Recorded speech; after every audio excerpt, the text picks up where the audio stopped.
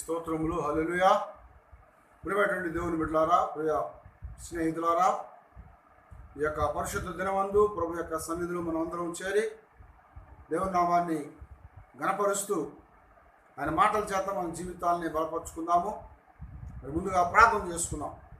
పరిశుద్ధమైన దేవా, కృపామయుడా, సర్వశక్తివంతుడా, నిన్న నేడు నిరంతరము ఏకరీతిగా ఉన్నటువంటి వాడా, నీ పాదాలు వందనాలు, స్తోత్రాలు నానా. అదిగో ఈ యొక్క ఉదయకాలం ప్రభా, నీ పరిశుద్ధ దినమందు నీ సన్నిధిలో చేరి మేము సంతోషంతో నేను మహింపరుస్తూ మా జీవితాల్లో నాయన నీ శక్తిని బలాన్ని పొందటానికి నీ పాదాల దగ్గరికి వచ్చినట్టుగా కృప దయచేయమని అడుగుతున్నాం.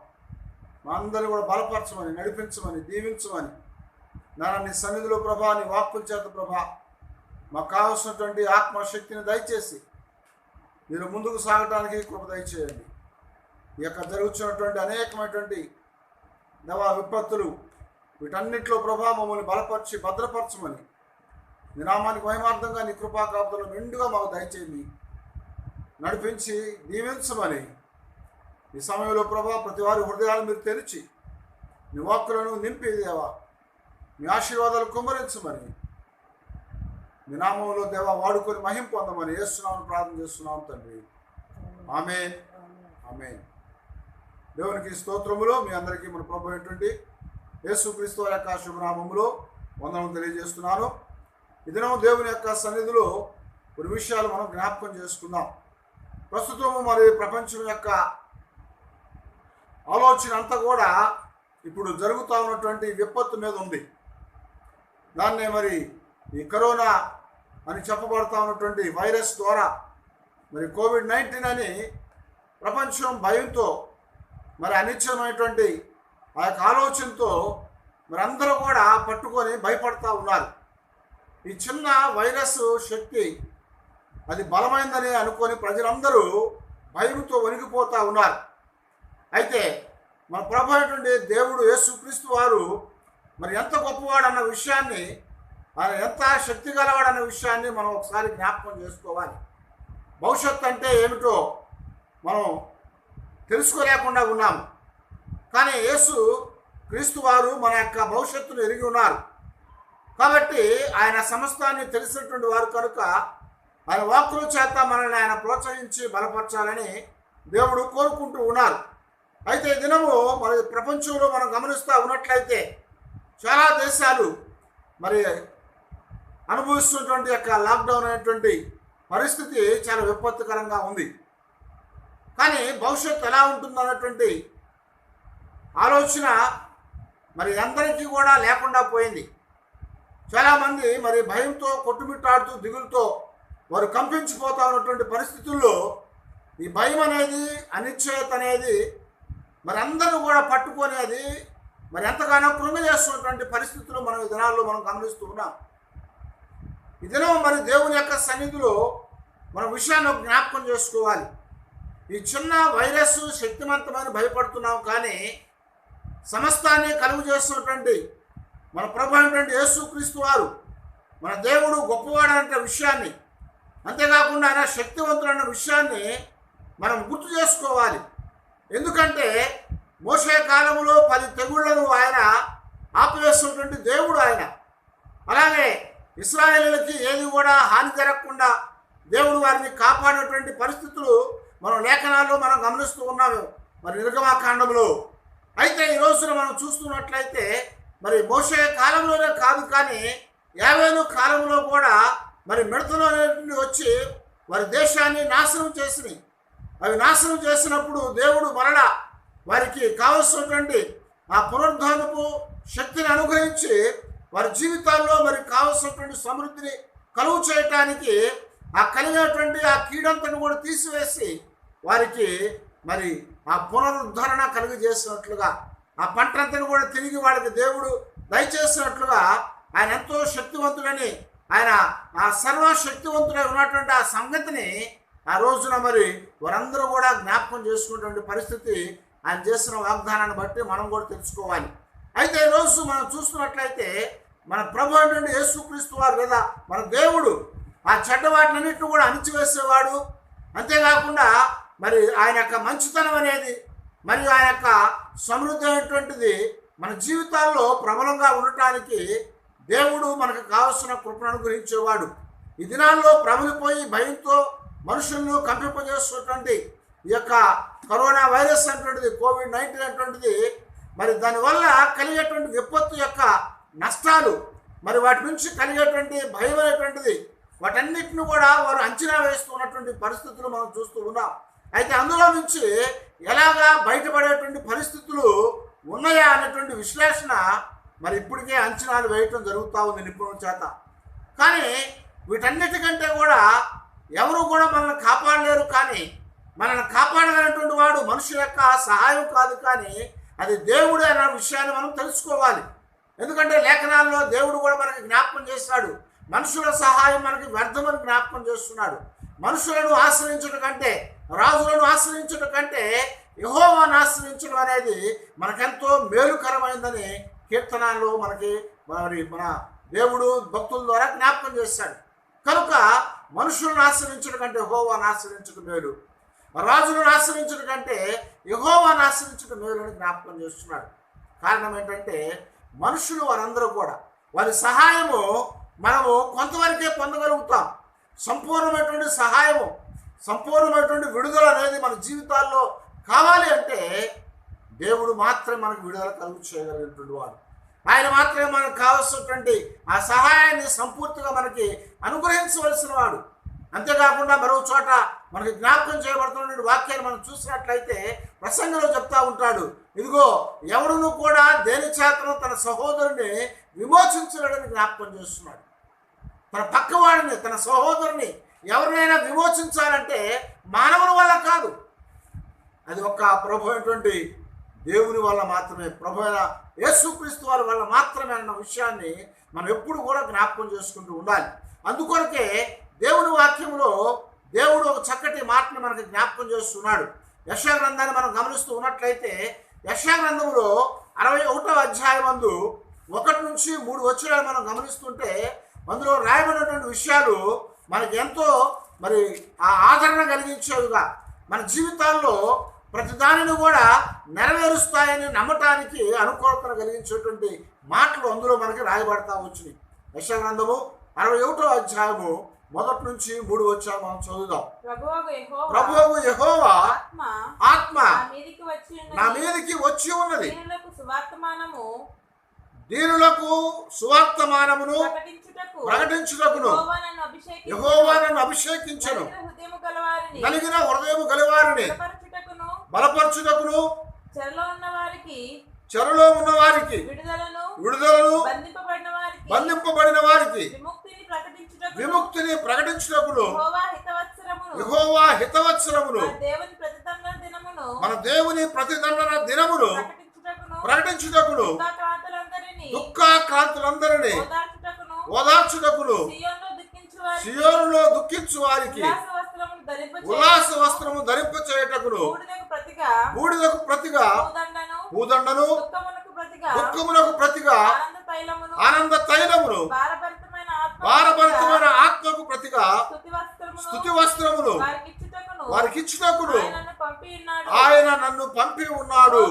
యెహోవా నన్ను మహింపరచుకున్నట్లు నీతి అను మస్తకి వృక్షములను యెహోవా నాటిన చెట్లను వారికి పేరు పెట్టబడును. దేవునికి స్తోత్రం, హల్లెలూయా.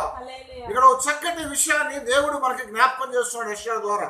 ఆయన సెలవిస్తున్నాడు కదా, యెహోవా యొక్క ఆత్మ నా మీదకి వచ్చిందని జ్ఞాపకం చేస్తున్నాడు. మన ప్రభు అయినటువంటి యేసుక్రీస్తు వారి యొక్క గురించి రాయబడినటువంటి ప్రవచించబడినటువంటి మాటలు ప్రభువారి కంటే కూడా ముందుగా సుమారుగా మరి ఒక 750 సంవత్సరాలకు పూర్వమే మరి ప్రవక్త అయినటువంటి యెషయా ప్రవచించినటువంటి ఈ మాటలు మనం ఇక్కడ గమనిస్తూ ఉన్నాం. ఆయన చెప్తున్నాడు, దేవుని యొక్క ఆత్మ నా మీదకు వచ్చింది. ఎందుకు వచ్చిందయ్యా అంటే దీనులకు సువార్తను ప్రకటించడానికి జ్ఞాపకం చేస్తున్నాడు. అంతేకాకుండా నలిగిన హృదయం కలిగిన వారిని దృఢపరచడానికి, చెరలో ఉన్న వారికి విడుదల కలుగు చేయటానికి, బంధించబడిన వారిని విముక్తులుగా ప్రకటన చేయటానికి, యెహోవా యొక్క హితవత్సరమును దేవుని యొక్క ప్రతిదండన దినమును ప్రకటించుటకు అని జ్ఞాపకం చేస్తున్నాడు. ఈ రోజున మనం గమనిస్తున్నట్లయితే ప్రపంచమంతా కూడా మరి యొక్క ఉగ్రతలో నిండిపోయింది. కారణం ఏంటంటే దేవుని యొక్క ప్రతిదండన అనేది మనకు కనపడతా ఉంది.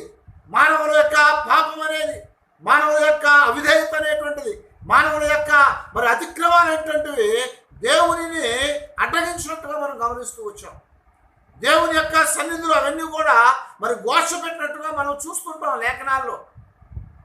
ఆది కాండంలో మనుషుల యొక్క పాపము ఘోష పెట్టిందట. అలాగే మరి ఆ సొదొమ గొమొర్రాలో కూర్చున్నటువంటి పాపమట ఘోష పెట్టిందట. ఇలాగ చాలా చోట్ల దేవుని యొక్క సన్నిధిలో మరి మనుషుల యొక్క పాపం అనేది దాని ఘోష దేవునికి వినపడింది. ఈ రోజుల్లో మనం గమనిస్తున్నట్లయితే ప్రపంచం యొక్క పరిస్థితి ఎలా ఉందా అంటే విచ్ఛిన్నమైపోయినటువంటి ఆ యొక్క సంస్కృతిలో జీవిస్తూ ఉన్నారు. ఒక మంచి సంస్కృతి అనేది లేకుండా పోయింది లోకంలో.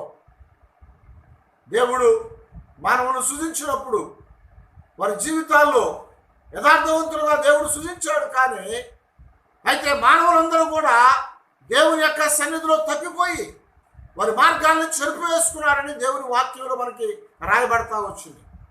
అయితే ఇక్కడ మనం గమనిస్తూ ఉన్నట్లయితే మానవులందరూ మార్గాలను చెరిపివేసుకున్నారు. వారి యొక్క జీవన శైలిని మార్చివేసుకున్నారు. వారి జీవితాల్లో దేవునిని సరిగా వెంబడించలేక లోక సంబంధమైనటువంటి పాపం అనే దానిని వారు వెంబడిస్తూ నడుచుకుంటా వచ్చారు. సొదొమ గొమొర్రాల యొక్క ఆచారాలు లోకమంతటా కనపడతా వచ్చినాయి. అయితే దేవుడు దాన్ని సహించలేకపోయాడు. అందుకొరకు ఇక్కడ రాస్తున్నాడు, మరి దీనులకు సువార్త ప్రకటించడానికి, నలిగిన వారి యొక్క హృదయాలకు దృఢపరచడానికి, చెరలో వారిని విడిపించడానికి, బంధించబడిన వారిని విముక్తులుగా ప్రకటించడానికి, యెహోవా హితవత్సరమును దేవుని యొక్క ప్రతిదండన దినమును ప్రకటించుటకు అని జ్ఞాపకం చేశాడు. దేవుని యొక్క ప్రతిదండన దినాన్ని దేవుడు ఊరక ఒకసారి మచ్చుకు అంటాం, లేదా ఉదాహరణ కొరకు అంటాం, శాంపిల్గా దాన్ని వదిలేడు దేవుడిలాగా. ఈరోజు ప్రపంచం అంతా కూడా గడగడ వణిగిపోతా భయం అనే గుప్పెట్లో ఉండిపోయింది. అయితే దేవుడు సెలవిస్తూ ఉన్నాడు, దుఃఖ క్రాంతులందరినీ కూడా ఓదార్చడానికి దేవుడు మరి సియోనులో దుఃఖించు వారిని ఉల్లాస వస్త్రముతో నింపటానికి, బూడిదలో నుంచి ప్రతిగా పూలదండను, దుఃఖానికి ప్రతిగా ఆనంద తైలమును, భారభరితమైన ఆత్మకు ప్రతిగా స్తుతి వస్త్రమును ఆయన వారికి ఇచ్చటానికి ఆయన పంపబడ్డాడు అని ఇక్కడ వాక్యంలో సెలవిచ్చాడు. దేవుని యొక్క సన్నిధిలో మనం గమనిస్తూ ఉన్నట్లయితే దేవుడు తన యొక్క హితవత్సరాన్ని, దేవుని యొక్క ప్రతిదండన దినాన్ని ఆయన ప్రకటించడానికి ఈ రోజున ప్రపంచాన్ని ఒకసారి అలాగ కదిపి వదిలిపెట్టేశారు.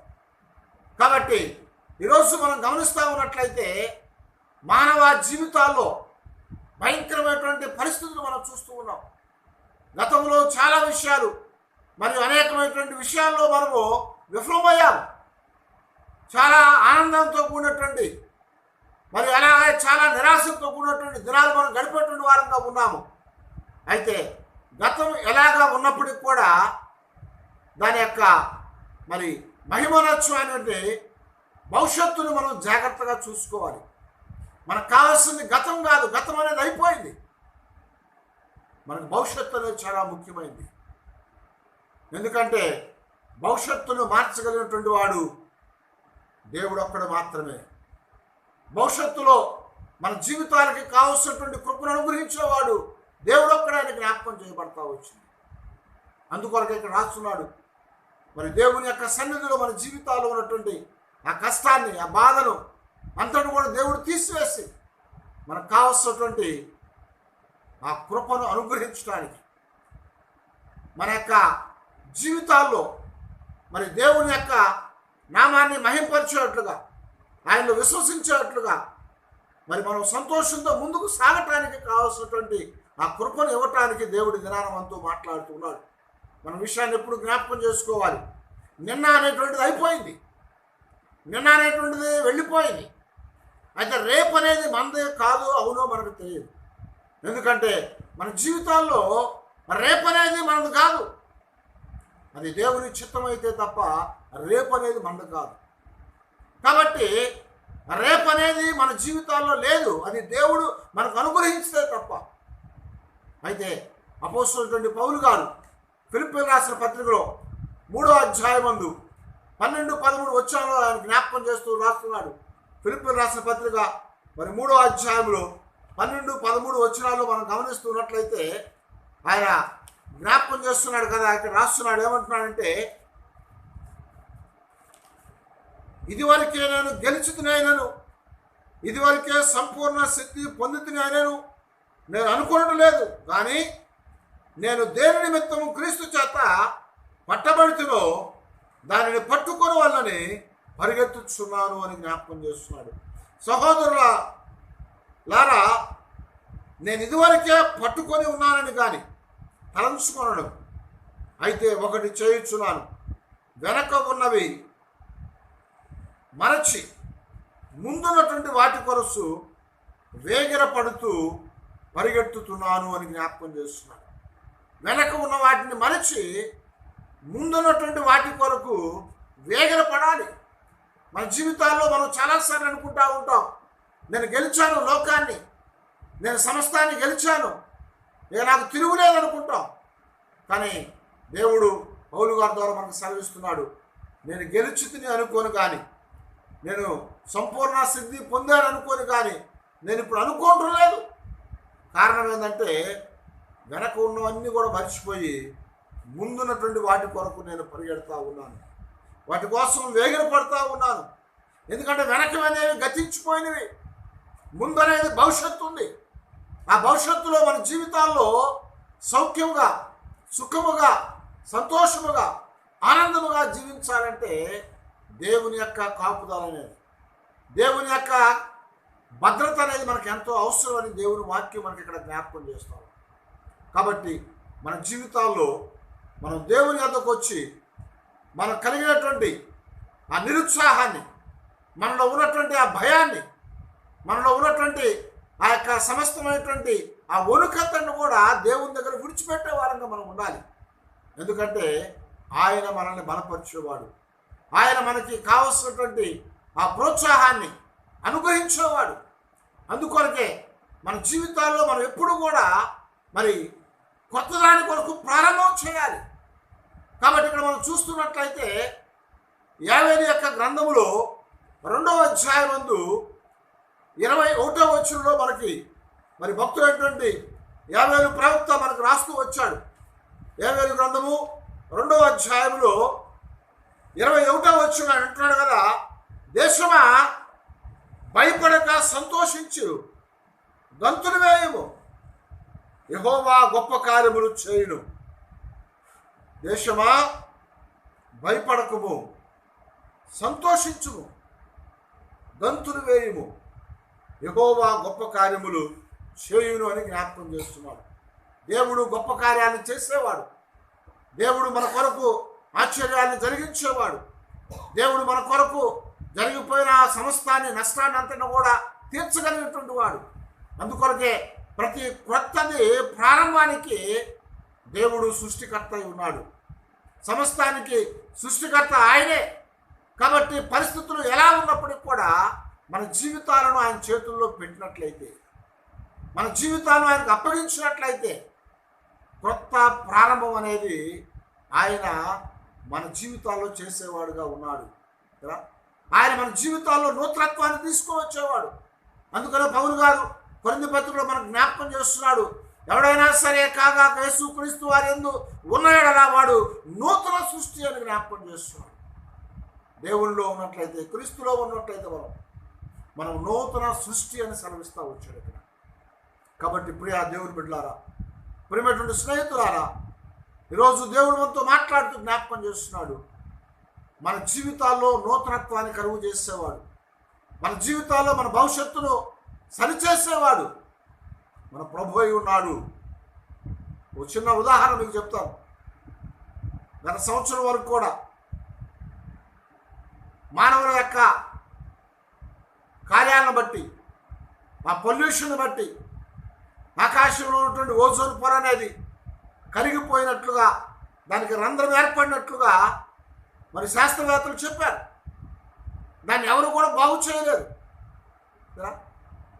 దాన్ని ఎవరు కూడా ఆ యొక్క రంధ్రాన్ని పూడ్చలేరు దేనితో కూడా. కానీ దేవుడు తన సృష్టిని ఆయన కాపాడేవాడు. దేవుడు తన పిల్లలకి కావాల్సినప్పుడు ఆయన కృపని ఆయన అనుగ్రహించేవాడు. ఈ రోజున మనం గమనిస్తూ ఉంటే ఈ యొక్క కరోనా వలన మానవ జీవితాల్లో స్తంభించిపోయినటువంటి ప్రతి కార్యాన్ని బట్టి ఎలాంటి పొల్యూషన్ అనేది లేకపోవటం వల్ల మరలా ఆ ఓజోన్ పొర అనేది, ఆ రంధ్రం అనేది కప్పబడిందని వార్తలు చదివాను. ఎంత సంతోషము, ఎంత విచిత్రమైన సంఘటన కదా. మానవుడు చేయలేదు, కానీ దేవుడు దాన్ని చేయించాడు. ఒక పట్టణము కాదు, ఒక దేశము కాదు, లోకమంతా, ప్రపంచమంతా కూడా దేవుడు కొన్ని నెలలు ఎక్కడా కూడా ఎలాంటి పొల్యూషన్ లేకుండా ఆపివేశాడు. కారణం ఏంటో మనం చూసినట్లయితే మన జీవితాల్లో భవిష్యత్తుని మరి దేవుడు సరిచేయబోతా ఉన్నాడు. అందుకొరకే మనము దేవుళ్ళో ఆయన సహాయం కొరకు కోరుకోవాలి. మన జీవితాలను ఆయన చేతిలో పెట్టాలి. ఆయన రెక్కల నీడలో మనం ఉండటానికి మనం ఇష్టపడినటువంటి వారంగా మనం ఉండాలి. అప్పుడే మనం ఏమి కోల్పోయామో దాన్నంతను కూడా మరలా దేవుడు పునరుద్ధరించగలిగినటువంటి శక్తి కలిగిన వాడని మనం నమ్మాలి. హల్లెలూయా. కాబట్టి ప్రస్తుతము మరి ఇక్కడ ప్రవక్త అయినటువంటి యోవేలు ఆయన సెలవిచ్చినట్లుగా ఆ దినాల్లో దేవుడు మరి ఆ యొక్క ఇశ్రాయేలు దేశంలో దేవుని యొక్క పిల్లలైనటువంటి వారికి అనేకమైనటువంటి తెగుళ్ళు పంపించాడు. అక్కడ కూడా మిడతలు వచ్చి వారి పంటంతా కూడా నాశనం చేసేసినాయి. ఏది కూడా లేకుండా వాళ్ళకి సమస్తాన్ని తుడిచిపెట్టేసినాయి. అయితే యోవేలు గ్రంథము 2వ అధ్యాయము 25వ వచనంలో దేవుడు అక్కడ వారికి ఒక మాటను జ్ఞాపకం చేస్తూ అంటున్నాడు. అంటాడు కదా, మీరు కడుపారా తిని తృప్తి పొంది మీ కొరకు వింత కార్యములను జరిగించిన మీ దేవుడైన యెహోవా నామమును స్తుతించినట్లు నేను పంపిన మిడతలను, గొంగలి పురుగులను, పసర పురుగులను, చీడ పురుగులను నా మహాసైన్యము తినివేసిన సంవత్సరముల పంటను మీకు మరలా విత్తును. దేవునికి స్తోత్రం. హల్లెలూయా. దేవుడు 4 రకాల తెగుళ్ళు పంపించారు వాళ్ళకి. మిడతలు వచ్చినాయి, తర్వాత పసర పురుగులు వచ్చినాయి, గొంగళి పురుగులు వచ్చినాయి, చీడ పురుగులు వచ్చినాయి. ఇవి వచ్చి వారి యొక్క దేశంలో ఉన్నటువంటి పంటంతను కూడా నాశనం చేసింది. పంటంతా పాడైపోయింది. ఆ దినాల్లో దేవుడు ఇక్కడ జ్ఞాపకం చేస్తున్నాడు, అదిగో నేను మీ కొరకు మరలా గొప్ప కార్యం చేయబోతా ఉన్నాను, మీ కొరకు ఒక నూతనమైన కార్యాన్ని చేయబోతా ఉన్నాను, మీ జీవితాల్లో ఒక ఆశ్చర్యమైన కార్యాన్ని నేను చేయబోతా ఉన్నాను. అదేంటంటే నా మహాసైన్యమైనటువంటి ఆ పురుగులు తినివేసినటువంటి దానిని, ఆ సంవత్సరంలో పంటను మీకు మరలా విత్తును అని చెప్తున్నాడు. నేను మరలా మీకు ఇస్తానని చెప్పాడు. ఎంత ఆశ్చర్యం అండి. మిడతలు తినివేసినాయి. మనం గమనించినట్లయితే మన దేశంలో కూడా రాజస్థాన్లో, అలాగే మహారాష్ట్రలో మరి కొన్ని చోట్ల మిడతల దండులు వచ్చినాయి గత కాలంలో. ఒక రాత్రికి రాత్రి కొన్ని వందల హెక్టార్ల పొలము నాశనం చేసేసినాయి. వాటిని తరమలేక మనుషులు అల్లాడిపోయారు. అయితే అలాంటి మిడతలు వచ్చి ఇశ్రాయేలు పంట అంతా తినివేసినాయి. గొంగలి పురుగులు వచ్చి తినివేసినాయి, పసర పురుగులు వచ్చి తినివేసినాయి, చీడ పురుగులు వచ్చి తినివేసినాయి. అన్ని రకాల పురుగులు, కేడులు వచ్చి వారి దేశంలో ఉన్న సమస్తాన్ని తుడిచిపెట్టేసినాయి. కానీ దేవుడు చెప్తా ఉన్నాడు, ఇదిగో మీరు నా దగ్గరికి రండి,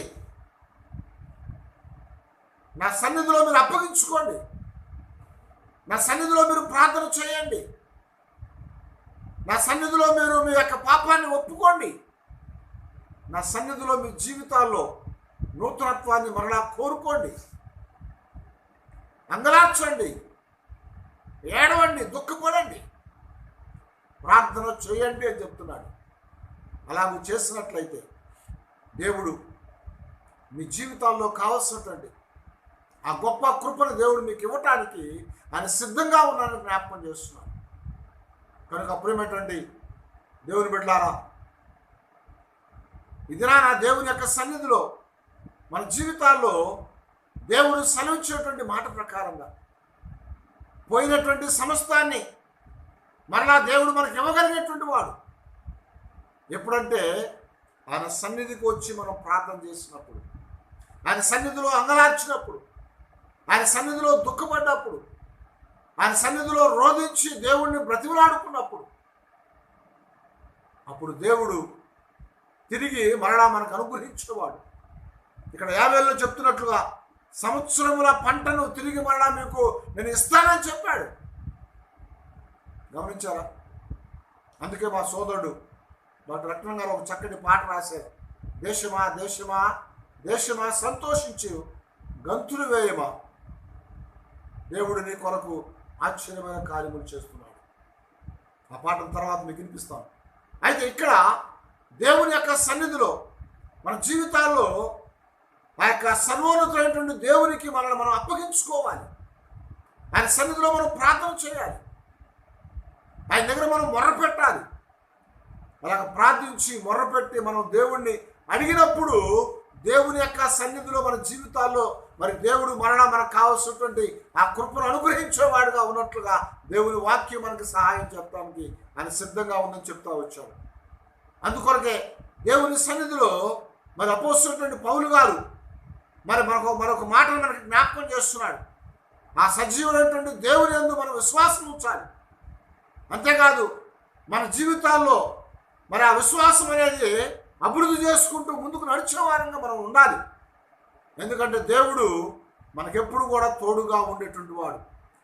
2వ తిమోతికి రాసినటువంటి పత్రికలో 1వ అధ్యాయమందు 2వ తిమోతి పత్రిక 1వ అధ్యాయమందు 7వ వచనంలో మరి భక్తుడు ఇలాగ రాస్తూ వచ్చాడు.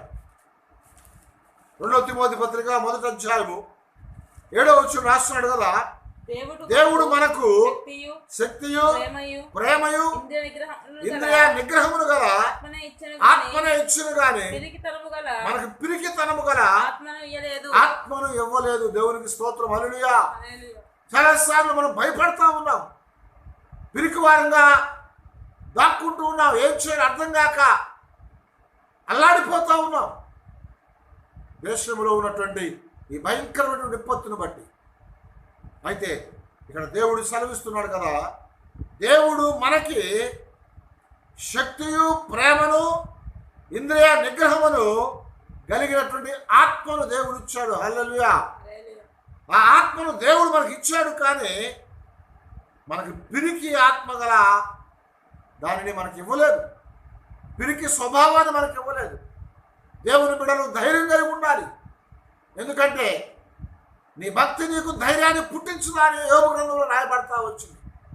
మన జీవితాల్లో మనం భక్తిగా ఉంటే, మన జీవితాల్లో మనం దేవుని అనుసరించే వారంగా ఉంటే, మన జీవితాల్లో దేవుని మనము కలిగినటువంటి వారంగా మనం ఉన్నట్లయితే ఆ యొక్క జీవితంలో శక్తిని కలిగి ఉంటాం, ధైర్యాన్ని కలిగి ఉంటామని దేవుని వాక్యం మనకి ఇక్కడ సెలవిస్తూ వచ్చింది. అందుకొరకే మనం ఎల్లప్పుడూ కూడా దేవునిలో మనము సంతోషముతో ఆనందముతో ముందుకు సాగుతూ ప్రభువును మనం మహింపరిచే వారంగా మనం ఉండాలని దేవుని వాక్యం మనకు కోరుతూ ఉంది. కాబట్టి దేవుని యొక్క సన్నిధిలో మరి మనకి బైబిల్లో రాయబడినటువంటి విషయాలు మనం గమనిస్తున్నట్లయితే భయపడవద్దు అని ఒక 2 చిన్న పదాలు దేవుడు చెప్తా వచ్చాడు. ఈ యొక్క పదాలు ఎలాంటివయ్యా అంటే పర్వత శిఖరాల్లో కనపడతా ఉంటాయి మనకి. ఎందుకో తెలుసా? మనం బైబిల్లో ఉన్నప్పుడు భయపడవద్దు అని మనకు ఎవరైనా చెప్పగలిగితే అవి ఉన్నతమైనటువంటిగా కనపడతా ఉంటాయి. అయితే ఇక్కడ మనం గమనిస్తూ ఉన్నట్లయితే దేవుని యొక్క వాక్యంలో దేవుడు ఆదికాండం నుంచి కూడా భయపడవద్దు అని చెప్తున్నాడు. బైబిల్ గ్రంథమందు 366 సార్లు భయపడకు అని రాయబడిందని భక్తులు చెప్తా వచ్చారు. ఒక సంవత్సరానికి మనకి 365 దినాలు, కానీ దేవుడు 366 సార్లు భయపడవద్దని చెప్పాడు. ఎందుకో తెలుసా? ఈ సంవత్సరం లీఫ్ సంవత్సరం. ఈ లీఫ్ సంవత్సరం 366 దినాలు ఉంటాయి. 4 సంవత్సరాలకు ఒకసారి ఒక దినం అనేది కనపడుతూ ఉంటుంది. కాబట్టి మన జీవితాల్లో దేవుడు సెలవిచ్చినట్లుగా భయం అనేది లేకుండా ఉండాలని. కారణం ఏంటంటే పిరికి ఆత్మ దేవుడు ఇవ్వలేదు మనకి. ఆయన బిడలంగా, ఆయన వెంబడించే వారంగా, ఆయన సన్నిధిలో మన జీవితాల్లో మరి దేవుడు మనకు కావాల్సినటువంటి శక్తిని, ఇంద్రియ నిగ్రహాన్ని ఆయన మనకి అనుగ్రహించున్నాడని జ్ఞాపకం చేస్తున్నాడు. కనుక భయపడకుండా దేవుని యందు నమ్మిక ఉంచాలి, దేవుని సన్నిధిలో ప్రార్థించాలి, దేవుని సన్నిధిలో మనం అంగలార్చాలి, దేవుని సన్నిధిలో మనం రోధించి దేవా పరిస్థితుల్ని బాగు చేయమని మనం ప్రార్థన చేయాలి. అప్పుడు దేవుడు వాటన్నింటిని కూడా సరిచేయగలడని దేవుని వాక్యం సెలవిస్తూ ఉంది. ఆది కాండంలో మనం గమనించినట్లయితే అబ్రహాముతో దేవుడు మాట్లాడుతూ చెప్తున్నాడు, భయపడవద్దని చెప్పాడు అబ్రహాముకి. ఎందుకంటే ఒక దినాన అబ్రహాము మరి అనేక మంది రాజులను ఓడించాడు.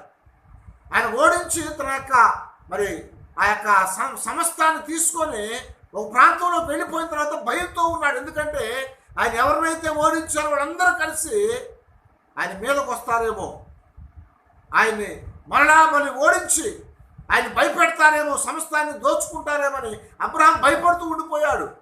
కానీ దేవుడు చెప్తా ఉన్నాడు, నువ్వు భయపడవద్దు, ఎందుకంటే సర్వశక్తివంతుడు దేవుడు తన కవచముగా, తన రక్షకుడుగా ఉన్నానని అబ్రహాముకు దేవుడు హామీ ఇచ్చాడు. అదే దేవుడు మనతో మాట్లాడుతున్నాడు, అదే దేవుడు మన జీవితాల్లో జ్ఞాపకం చేస్తున్నాడు, అదే దేవుడు మనతో చెప్తున్నాడు, ఇదిగో నేనే నీకు కేడమును, నేనే నీకు డాలును అని చెప్తున్నాడు, నేనే నీకు ఆశ్రయాన్ని, నేనే నీకు దుర్గమును, కోటను, కొండను, నీ శైలమును నేనే అంటున్నాడు. కాబట్టి ప్రియ దేవుని బిడలారా, ప్రియమైనటువంటి స్నేహితులారా, ఈ దినం మన జీవితాల్లో దేవుడు సెలవిచ్చినట్లుగా ఆయన మనకు సమస్తమై ఉన్నాడు. మనం భయపడవలసినటువంటి పరిస్థితి ఎక్కడా కూడా లేదు అని చెప్తూ వచ్చాడు. అయితే మనము దేవుని యొక్క సన్నిధిలో ఆ దినాన దేవుడు చెప్పినట్లుగా అనేక మంది భయపడ్డప్పుడు వారిని దేవుడు ధైర్యపరిచాడు. అబ్రహామును ధైర్యపరిచాడు, ఆ తర్వాత ఇస్సాకును ధైర్యపరిచాడు, యాకోబును ధైర్యపరిచాడు. యాకోబు మరి యోసేపును కోల్పోయాలనుకున్నప్పుడు యాకోబును మరలా ధైర్యపరిచాడు. ఎందుకో తెలుసా? దేవుడు మన జీవితాల్లో మనకి ప్రభువుగా ఉన్నాడు. మనం ఆయన యొక్క పిల్లలంగా, ఆయన సొత్తుగా ఉన్నామని దేవుడు మనకి జ్ఞాపకం చేస్తున్నాడు. ఇక్కడ భయపడవద్దు అని చెప్పేటువంటి ఆ 2 పదాలు ఎంతో బలమైనటువంటి పదాలు. ఇక్కడ మనం గమనించినట్లయితే అవి మనకు చూడటానికి చిన్న పదము లేదా సాధారణమైన పదంగా కనపడవచ్చు. అయితే ఆ పదాలు అనేటువంటివి చాలా బలమైనటువంటివి అన్నమాట. అవి మనకి శక్తినిచ్చేవి, అవి మనకు కావాల్సినటువంటి ధైర్యాన్ని కలిగించేవి. భయపడవద్దని చెప్పినప్పుడు సర్వశక్తిమైనటువంటి దేవుని యొక్క నోటిలోంచి వచ్చేటువంటి ఆ 2 చిన్న పదాలు మన జీవితాలకి గొప్ప శక్తిని అనుగ్రహించేవి అన్నమాట, ఆదరణ ఇచ్చేవి, మనకు కావాల్సినటువంటి ధైర్యాన్ని కలిగించేవి. అయితే ఇక్కడ మనం గమనించినట్లయితే ఆ యొక్క సాధారణమైనటువంటి చిన్న పదాలు ఏంటంటే భయపడవద్దు అని చెప్పిన ఆ 2 పదాలు కూడా మన జీవితాల్లో మనకి బలమును, ధైర్యమును, ఓదార్పును కలిగించేవిగా ఉన్నట్లుగా మనం గమనించుకోవాలి. ఇక్కడ మనం గమనించినట్లయితే మన జీవితాల్లో మనుషులు దేనికి భయపడతారా అంటే జీవితం గురించి భయపడతారు, ఎలాగ జీవించాలని. రెండవది మరణం గురించి భయపడతారు, అయ్యో మరణం వచ్చిందే మనకి ఎప్పుడో అని. మూడవది నిత్యత్వం అనేది లేదా శాశ్వతం అనేది. ఈ 3 కోసమే మనుషులు భయపడతా ఉంటారు, ఎలాగ జీవించాలని భయము. అలాగే మరణం అనేది ఎప్పుడు వచ్చిందో తెలియదు కాబట్టి భయము, మరణం తర్వాత ఏమవుతుందో తెలియదు కనుక ఆ నిత్యత్వం అనేది మనకు ఉందా లేదా అని భయము. ఈ 3 విషయాల్లో మనుషులు ఎంతగానో భయపడిపోతూ ఉన్నారు. కానీ దేవుడు మన జీవితాల్లో ఆయన జ్ఞాపకం చేస్తున్నాడు కదా, వాటిని ఎదుర్కోవటానికి, వాటిని జయించడానికి, వాటిని బట్టి మనము భయపడకుండా దేవుని యొక్క సన్నిధిలో సంతోషంతో మనం ముందుకు సాగటానికి దేవుడు తన వాగ్దానాన్ని మనకు అనుగ్రహిస్తున్నాడు. రోజువారీ మన జీవితాల్లో బాధ్యతలు అనేవి, మరి విధులు అనేవి, మన డిమాండ్లు, లేకపోతే మన ఎదుట ఉన్నటువంటి సవాళ్ళు చాలా ఉన్నాయి. తరచుగా ఇవన్నీ కూడా ఏదో జరుగుతుందనేటువంటి భయంతో మనం భయపడతా ఉన్నాం. రోజువారీ మన జీవితంలో ఆ భారం జీవన భారం కింద పడిపోయి మనం నలిగిపోతామనేటువంటి భయం వల్ల వెంటాడుతూ ఉంటుంది. ఇలాంటి సందర్భాల్లో మనకి దేవుడు మాత్రము తప్ప ఎవరు కూడా మనకు సహాయం చేయలేరు. ఇలాంటి భయం మనకే కాదు, దేవుని యందు విశ్వాసం ఇచ్చిన గొప్ప వీరులు కూడా కలిగి ఉన్నారు. వారు కూడా వారి జీవితాల్లో బైబిల్లో మనం చూస్తూ ఉంటే మోషే ఒక దినాన్ని భయపడ్డారు. అయ్యో, నేను నిన్ను ఐగుప్తు దేశానికి పంపిస్తున్నాను, ఫరో దగ్గరికి పంపిస్తున్నాను దేవుడు మాట్లాడినప్పుడు మోషే అంటున్నాడు కదా, నేను ఫరో దగ్గరికి వెళ్ళటానికి నేను ఎవరిని, ఇశ్రాయేలు ఐగుప్తులో నుంచి బయటకు తీసుకురావటానికి నేను ఎవరని అని అడుగుతున్నాడు దేవుడిని. నేను మాట మాంద్యమ కలిగినటువంటి వాడిని నేను దేవుడితో చెప్తా వచ్చాడు. ఎంత భయపడ్డాడు చూసామా. కానీ అదే దేవుడు ఆయన భయపడతా ఉన్నటువంటి మోషేతో చెప్తున్నాడు, ఇదిగో నేను నీకు తోడుగా ఉన్నాను, భయపడకు, నీ ఎదుట ఉన్నటువంటి సమస్తాన్ని సరిచేయగలిగినటువంటి వాడని నేను. కనుక మోషేకి అలా ధైర్యపరిచి దేవుడు పంపించాడు. అలాగే మరి ఎంతోమంది దేవుని వాక్యంలో భయపడ్డారు, దేవుడు వాళ్ళందరూ కూడా ధైర్యపరిచాడు. దేవుడు మనల్ని కూడా ధైర్యపరిచేవాడు. కనుక మన జీవితాల్లో ఈ దినము మరి మనం ముందుకు సాగుతూ ఉండగా దేవుని మనం మహింపరుస్తూ దేవునిలో సంతోషించే వాళ్ళంగా ఉండాలి. ఎందుకంటే హెబ్రీయులకు రాసిన పత్రికలో 13వ అధ్యాయం నందు 5వ వచనంలో, హెబ్రీ పత్రిక 13వ అధ్యాయము 5వ వచనం రాస్తున్నాడు కదా, ధనాపేక్ష లేని వారై నిన్ను ఎన్నడూను విడువను ఎన్నడూను ఎడబాయను అని ఆయనే చెప్పాను కదా. చూసారా, నిన్ను ఎన్నడూను విడువను, నిన్ను ఎన్నడూను ఎడబాయను అని ఆయనే చెప్పాడు. కాబట్టి మనం భయపడకూడదు.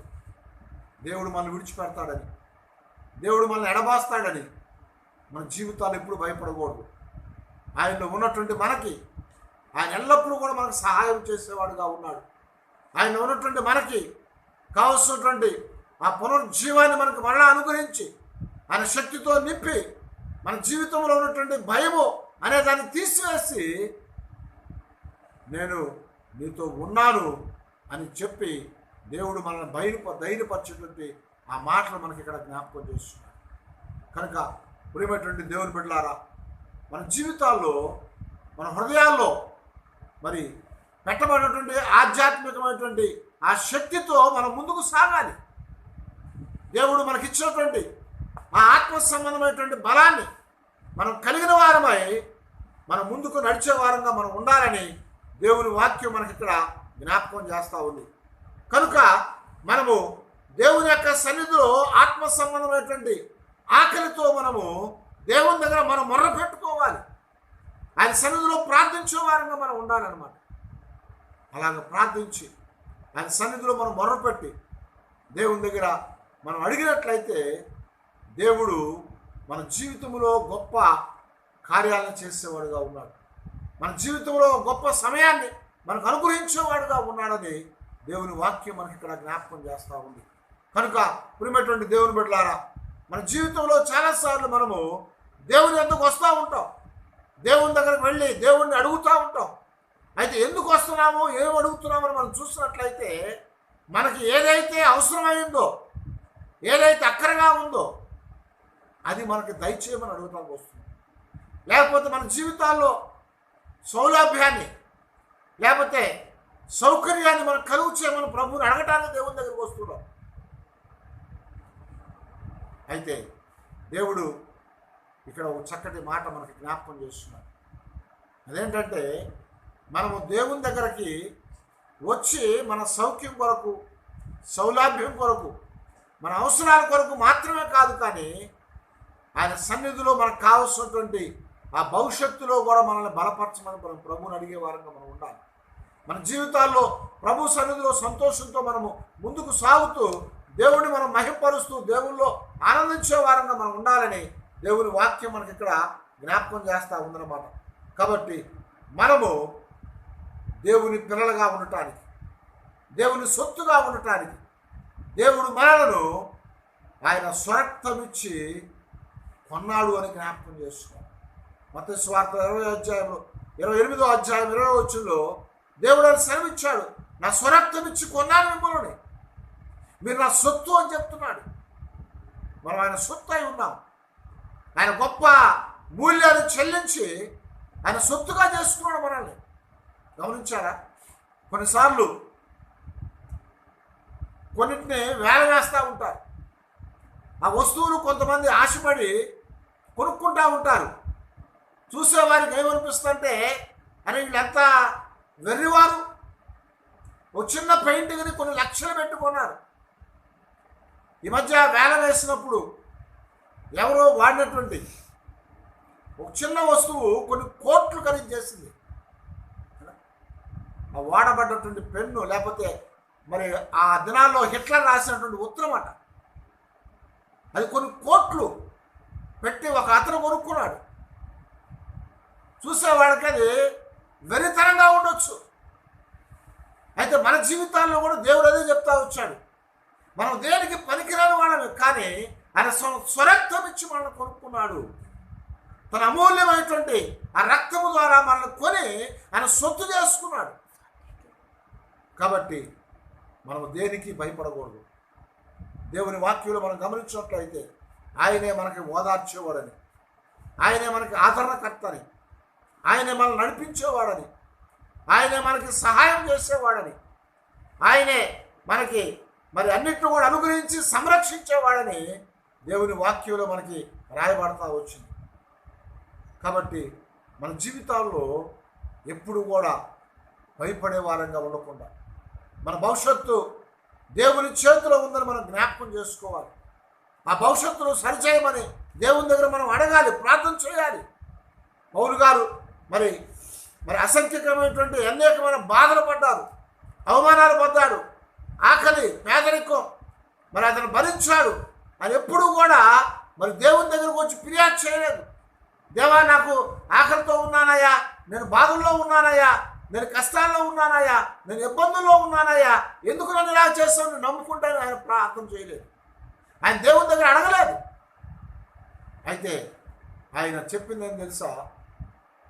నా జీవితంలో దేవుని కృప చాలినంతగా ఇచ్చాడు దేవుడు. కాబట్టి నేను సంతోషిస్తున్నాను, నేను ఆనందిస్తున్నానని చెప్తున్నాడు.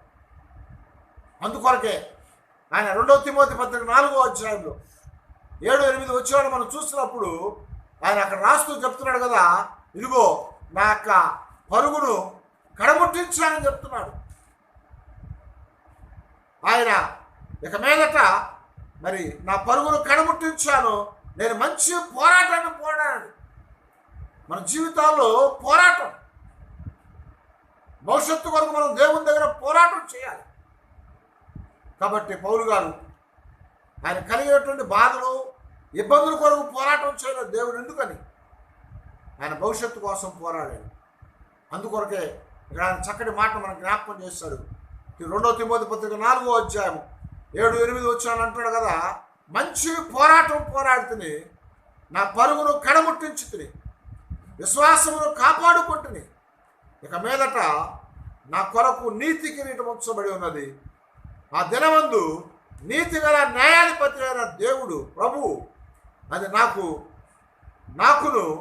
నాకు మాత్రమే కాకుండా తన ప్రత్యక్షతను అపేక్షించు వారందరికీ అనుగ్రహించును అని జ్ఞాపకం చేస్తున్నాడు.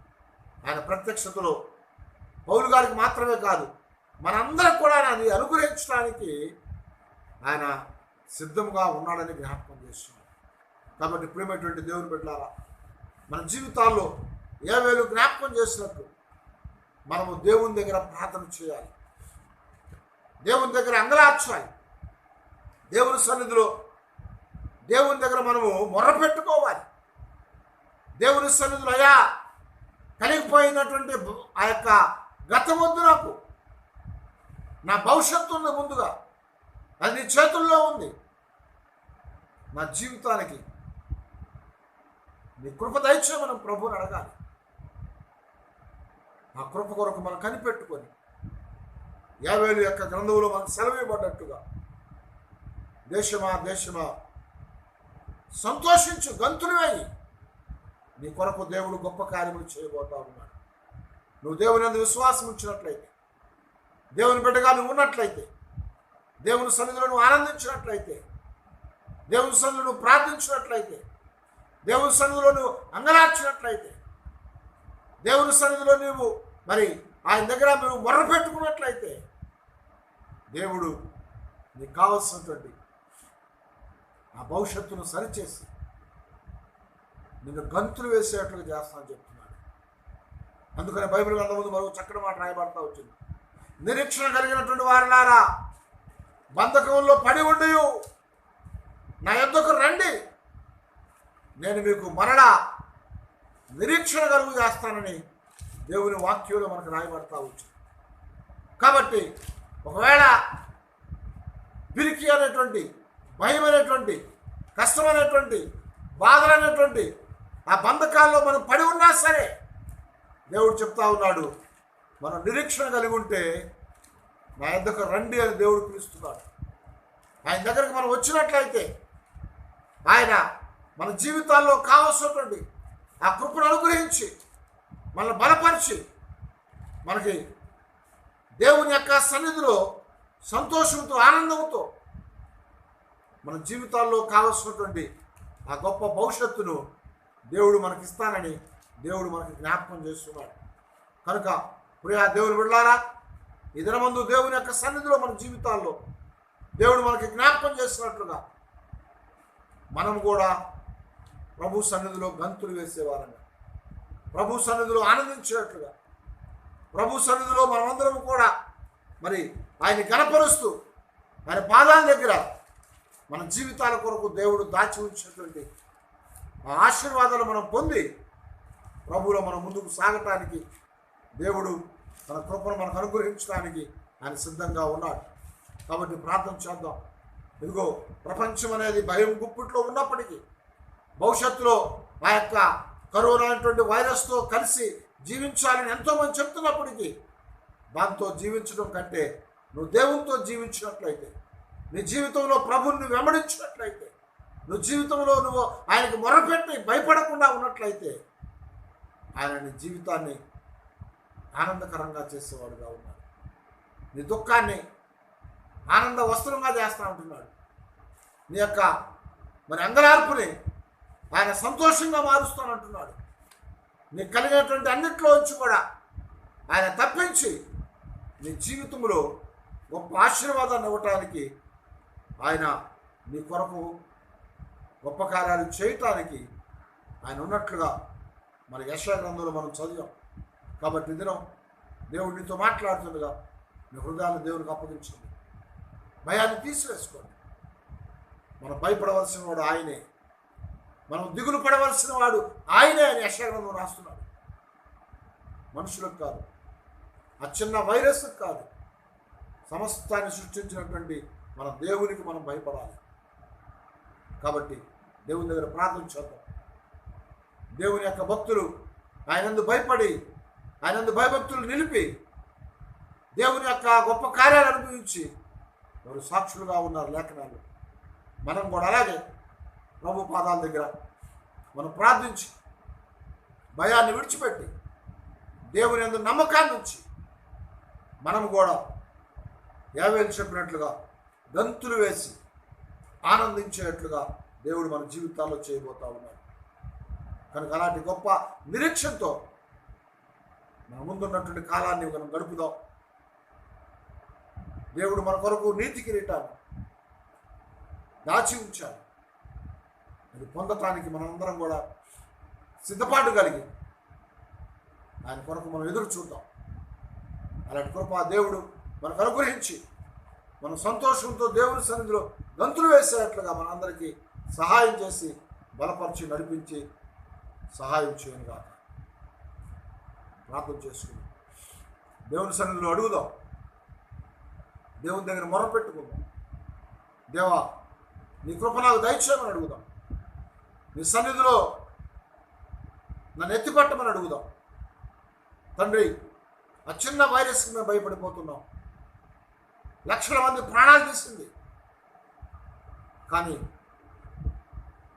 శరీరాన్ని మాత్రం, ప్రాణాన్ని మాత్రం కాదు, కానీ ఆత్మను కూడా చంపగలిగిన వాడు నీవే, నరకంలో పడవేయగలిగిన వాడు నీవే. కాబట్టి నీకు భయపడి మా జీవితాల్లో, మా భవిష్యత్తు నీ చేతిలో ఉంది కనుక నీ కృపలో మమ్మల్ని ఎత్తిపట్టు ప్రభువా అని ప్రార్థన చేసుకుని, పరిశుద్ధుడా, జీవం గల తండ్రి, కృపగల దేవా, నీకు వందనాలు, స్తోత్రాలు. ఈ దినం ప్రభువా మా జీవితాల్లో మీ దగ్గరకు వచ్చాం. మమ్మల్ని జ్ఞాపకం చేసుకోండి. ప్రపంచం అంతా నాయన ఈ కరోనా అనేటువంటి భయం యొక్క గుప్పిట్లో ఉంది. అయితే దినం ప్రభా నీ బిడలంగా, నిన్ను ఎరిగిన వారంగా మా జీవితాల్లో నాయన ఆ భయాన్ని తీసివేయండి. నీ యందు భయభక్తులు మాకు నేర్పించండి. నీ యందు నిరీక్షణ, నీ యందు దేవా అదిగో నాయన మేము జీవించడానికి మాకు సహాయం చేయండి. ఏదైనా ప్రభా భయపడవద్దని నువ్వు చెప్పిన మాటను బట్టి మా జీవితాల్లో ధైర్యాన్ని కలిగి ఉండడానికి సహాయం చేయండి. ఎల్లప్పుడూ నీ సన్నిధిలో సంతోషంతో గంతులు వేసేటట్లుగా నీ కృపను మాకు దయచేయమని అడుగుతున్నాం. మమ్మల్ని బలపరచమని అడుగుతున్నాం. నాయన, ప్రపంచమంతని మీరు జ్ఞాపకం చేసుకోండి. ఈ వైరస్ ద్వారా ఎన్నో లక్షల మంది చనిపోయారు. దేవా, లక్షల మంది ఇదిగో నాయన దాన్ని పారిన పడ్డారు. అయితే తండ్రి, అది దినదినము దేవా విస్తరించిపోతూ ఉంది. ఆ యొక్క వైరస్ అంతని ప్రభా మీ యొక్క పరిశుద్ధమైన అగ్ని చేత కాల్చివేయమని ప్రార్థన చేస్తున్నాం. మీ సన్నిధిలో ప్రభా ప్రపంచం అంతని మీ గుప్పిడిలో తీసుకోండి. నాయన, దేశమా దేశమా దేశమా భయపడము అని సెలవిచ్చారు. ఇప్పుడు అంటున్నారు, దేశమా దేశమా భయపడవద్దు, నువ్వు గంతులు వేయి, దేవుడు నీ కొరకు గొప్ప కార్యములు చేస్తున్నాడని మీరు సెలవిచ్చారు కనుక నీ సన్నిధిలో సంతోషంతో, ఆనందంతో ముందుకు సాగటానికి కృపదయ చేయమని, దీవించి నడిపించి మహిమ పొందమని మా ప్రభు అయినటువంటి యేసుక్రీస్తు నామములో వేడుకొని ప్రార్థన చేయించున్నాము తండ్రి. ఆమేన్. మన పరమ తండ్రి అయిన దేవుని యొక్క ప్రేమ, ఆయన కుమారుడు పరిశుద్ధుడు, మన ప్రభువు, మన రక్షకుడు, మన కొరకు ప్రాణం పెట్టి తన సొత్తుగా చేసుకున్న మన ప్రభు అయిన యేసుక్రీస్తు యొక్క కృపా కాపుదల, పరిశుద్ధాత్మక అన్యోన్య సహవాసం, నడిపింపు ఇప్పుడు సదాకాలం మనందరికీ తోడుగా ఉండి మన జీవితాల్లో ఆయన కృపను మెండుగా దయచేసి సంతోషంతో గంతులైనట్లుగా మనకు సహాయం చేయను గాక. ఆమేన్, ఆమేన్. అందరికి వందనాలు. దేవుడు దీవించి ఆశీర్వించును గాక. మీ కొరకు మరి మా సోదరుడు రాసినటువంటి ఆ పాటని మీకు వినిపిస్తాం. ముందుగా దాన్ని ఆలకించండి. అందరికి వందనాలు.